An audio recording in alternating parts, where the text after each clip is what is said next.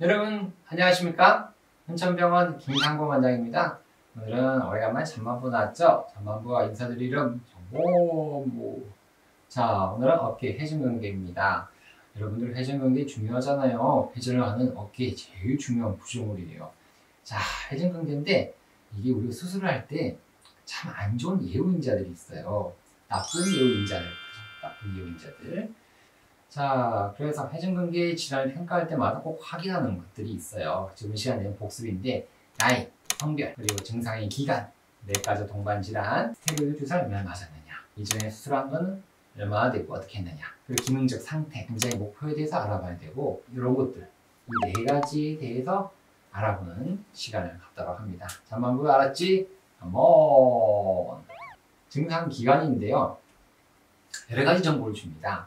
얼마나 동안, 오랫동안 아파하느냐, 1년이 아팠느냐, 3년이 아팠느냐, 그런 것들이 되겠는데요.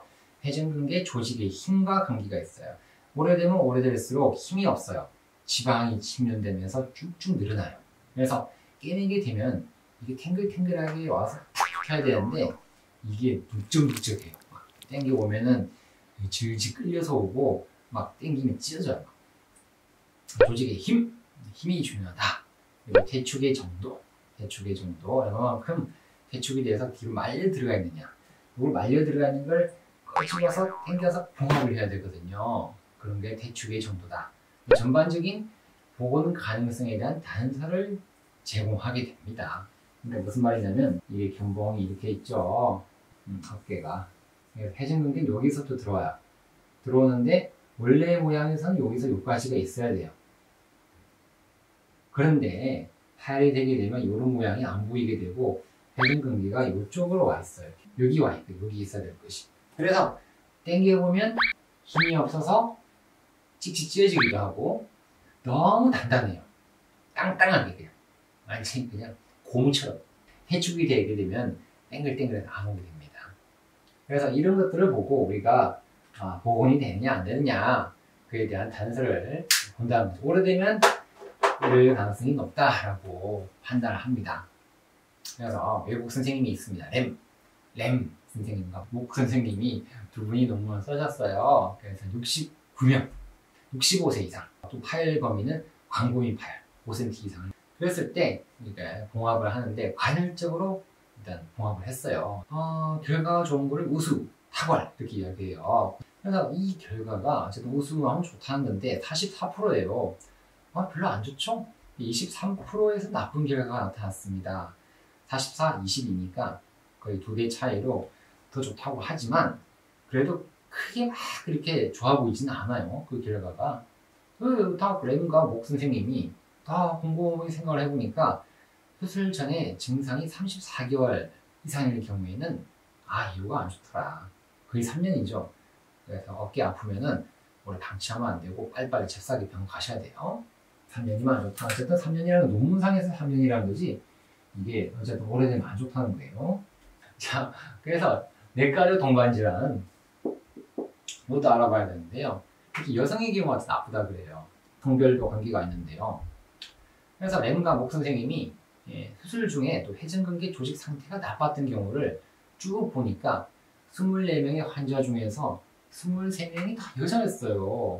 왜 그럴까라고 또 그분들이 분석을 해보니까 연관성에 대한 건 찰 수가 없다라고 이야기한 거죠. 그래서 여성이 꼭 나쁜 이유는 없죠. 그렇죠, 여러분? 단지 생각할 수 있는 거는 여자의 경우에는 근력이 약하고 또 호르몬적인 영향도 있을 것 같아요. 호르몬적인 영향. 그런 것들이 우리가 뇌과적 동반질환과 좀 관계가 있다고 이야기해요. 그래서 뇌과적 동반질환이 있을 때는 여자들이 더 안 좋더라라고 그런 선생님들이 이야기를 하셨습니다. 자, 그럼 스테로이드 주사는 이게 상당히 좋아요. 그래서 염증이 있거나 그럴 때는 확 좋아집니다. 그런데 말입니다. 잠재적 이익에 비해서 위험성이 높을 수가 있는 것이 스테로이드 주사가 됩니다. 왓슨 선생님이 이렇게 이야기하죠. 주사 횟수가 증가할수록 회전근개 조직이 연해지고 파열이 커지고 안 좋은 결과를 가져옵니다. 자, 왜 그럴까요? 스테로이드 주사는 한두 번까지는 상당히 좋다 그래요. 그런데 많이 맞으면 맞을수록 이 성분이 들어가서 조직이 약해져요. 다시 물어봅니다. 선생님, 그럼 어떻게 해야 될까요? 고령 환자들에서는 주사를 더 많이 맞고 파열이 더 크기가 커지면서 조직 상태가 많이 안 좋았습니다. 그래서 주사 횟수에 의한 영향만큼이나 회전근개 질환이 안 좋을 수 있기 때문에 적당할 때 수술을 해야죠. 라고 이야기하신 거죠. 마스 선생님이 참 좋은 말을 하셨어요. 선생님, 그 결론이 뭐예요? 스테로이드 주사를 중요한 횟수인 4번 이상 맞기 전에 회전근개, 봉합, 복원에 대한 결정을 빨리 내려야 합니다. 라고 제안을 하셨습니다. 그리고 몇 번이에요? 서너 번까지가 우리가 마지막 선이다 라는 것을 기억하셔야 되겠죠. 몇 번? 3번. 여성에서 동반질환도 많고 안 좋더라. 이전 수술을 좀 알아볼까? 이전 수술. 과거력이 중요합니다. 이전 수술의 기록을 보면 다음 단계 치료를 위한 많은 정보를 제공받을 수가 있어요. 그래서 봉합 나사못의 개수, 얼마만큼 고정을 했느냐, 어떤 방식의 봉합을 했느냐, 그리고 관절경적으로 했느냐, 아니면 개방적으로, 관열적으로 이렇게 째가지고 했느냐, 그런 것들을 보고 정보를 받을 수가 있어요. 제 수술의 결과 안 좋은 것을 예측할 수가 있습니다. 삼각근의 분리, 삼각근이 안 좋다. 삼각근이 약화되어 있고 찌어지건 분리가 되어 있다든지, 이전에 견봉 성형술을 너무 공격적으로 많이 했을 경우, 견봉 깎아주는 것을 견봉 성형술이에요. 튀어나온 견봉이 있죠? 요걸 싹싹싹 깎아주는 거예요. 견봉 성형술. 적당히 해야 되는데 이걸 너무 많이 하는 경우가 있어요. 하다 보면 이렇게 너무 많이 하게 되면 견봉이 많이 없어졌죠.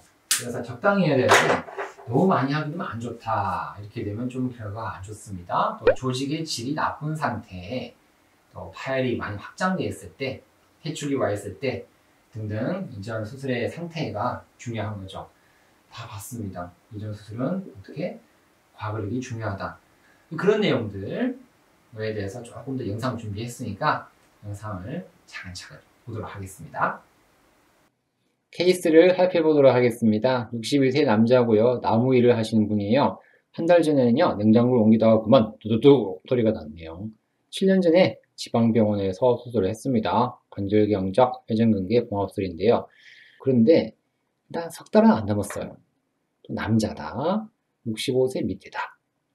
그런 것들을 보면은 일단 그렇게 나쁜 이혼이 인자는 아니다라는 것을 알 수 있는데요. 수술은 한 지가 오래됐다는 것이 또 관건이고, 얼마만큼 수술을 했느냐라도 문제가 되겠지만, 자, 그 진단을 했습니다. 광범위 회전근개 재파열이에요. 아이고, 좀 안 좋죠? 5cm 이상의 회전근개 재파열이에요. 수술 계획입니다. 관절경적으로 회전근개를 재봉합을 하자. 수술 전 계획을 잡았어요. 하지만 수술하기 전에 환자한테 이렇게 이야기를 합니다. 봉합이 안 될 수도 있고요. 봉합을 하더라도 다시 찢어질 수 있습니다. 라고 이야기를 합니다. 수술 전 엑스레이 보시죠. 이렇게 견봉이 좀 튀어나왔어요. 수술을 하고 난 다음에 다시 또 튀어나왔다고 보는 게 맞겠죠? 여기도 자라났죠. 이렇게 자라나고 자라나고. 이런 석회 같은 것도 좀 보이네요. 오래됐으니까. MRI인데요. 근데 그래도 다행히 좀 까매요. 완전히 이렇게 허옇게 돼 있으면요. 완전 지방이거든요. 그래도 까맣게 돼 있으니까 좀 땡겨 볼만 하다라고 이야기를 합니다. 이전에 수술했던 나사모도 보입니다. 7년 전에 했던 거. 사각형 모양 안에 까만 것이 가득 차 있어야 돼요. 그래야 지방이 없다. 지방 분류입니다. 그래서 이거는 그래도 어느 정도 까만 게 많이 보여요. 맞죠? 이러면 그래도 봉합은 가능할 수 있다라고 이야기를 합니다. 긴봉 튀어나와 있어요. 이렇게 이거는 깎아줍니다. 이렇게 예쁘게 평평해졌네요. 제8입니다. 보시죠. 이런 나사못들이 이렇게 실리랑 같이 막 돌아다녀요. 이게 다 제거해야 되거든요. 이런 거 다 제거합니다.